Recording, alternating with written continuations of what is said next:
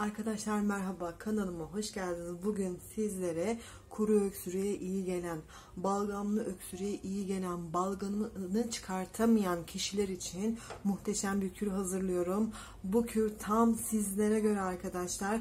Yapımı çok basit ve çok kolay. 2 malzemeden oluşuyor. Bu güçlü öksürüğe iyi geliyor arkadaşlar. Boğaz ağrısına iyi geliyor. Öksürük dışında kolesterol dengelenmesine iyi geliyor. Eklem ağrılarının azalmasına iyi geliyor. Yorgunluk ve uykusuzluğa iyi geliyor arkadaşlar. Mutlaka denemelisiniz. Videomu başlamadan önce ufak uyarılarım var. Onları da sizlere aktarayım. Daha sonra videomuza geçelim. Kalp rahatsızlığı ya da kronik rahatsızlığı olanlar, alerjik bir bünyeniz varsa, tükettikten sonra kusma, mide bulantısı yaşıyorsanız kesinlikle bu kürü kullanmayınız arkadaşlar. Şimdi kür nasıl oluyor? Elimizde 200 milim sütümüz var ve sarımsağımız var arkadaşlar. Sarımsakla sütle yapılacak bu kür bu şekilde olacak. Şimdi sarımsaklarımızı 2 diş olacak şekilde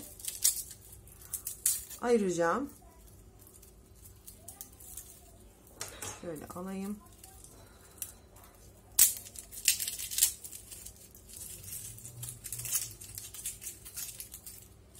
İki diş olacak şekilde ayırdık. Biraz da şurada kaldı.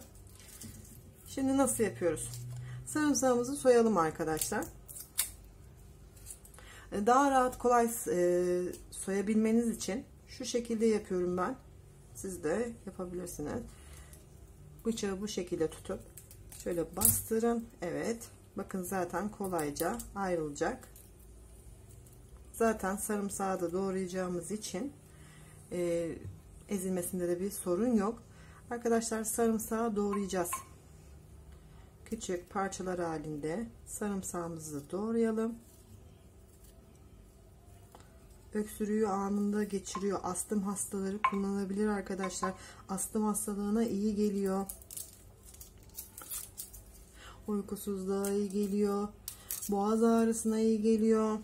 Tekrar söyleyelim neye iyi geldiğini.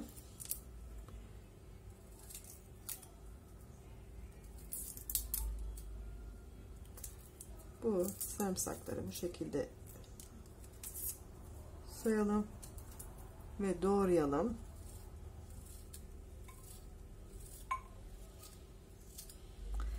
Bunu isterseniz böyle doğrarsınız, isterseniz havanda da ezebilirsiniz arkadaşlar. Ben şimdi sarımsakları komple doğrayıp dönüyorum size. Sarımsaklarımı doğradım. Üstüne 200 milim sütümü ilave ediyorum. Ve bunu ocağa alıyorum. Ocakta kaynatacağız arkadaşlar. İyice kaynayacak. Daha sonra iyice kaynayacak dediğim yani bir taşım kaynayacak. Alacağız. Sarımsakları süzüp, isterseniz süzün, isterseniz içinde kalsın. Bunu tüketiyoruz arkadaşlar. Günde 2-3 kez içebilirsiniz. Kuru öksürüğe, boğaz ağrısına iyi gelen bir kür arkadaşlar. Ben şimdi bunu hemen bir kaynatayım. Size geri döneyim. Sütümü kaynattım sarımsaklarla beraber, bakın. Bunu bu şekilde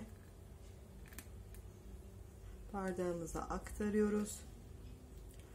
Arkadaşlar tatlandırmak için içine bir tatlı kaşığı bal da ilave edebilirsiniz. Dediğim gibi kuru öksürüğü, boğaz ağrısını anında geçiren muhteşem bir kür arkadaşlar. Mutlaka denemelisiniz. Bugünlük benden bu kadar. Videomu beğendiyseniz beğen butonuna basmayı, kanalıma abone olmayı unutmayın lütfen. Başka bir videoda görüşmek üzere. Hoşça kalın, selametle.